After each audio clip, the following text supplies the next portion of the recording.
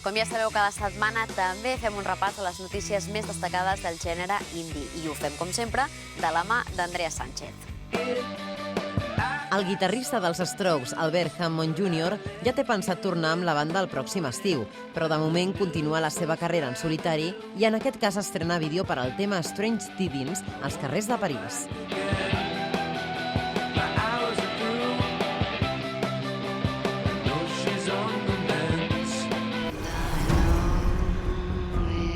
Once Upon a Dream és el tema original de La Bella Durmiente, que l'Anna del Rei ha reinterpretat per a la banda sonora de Malèfica.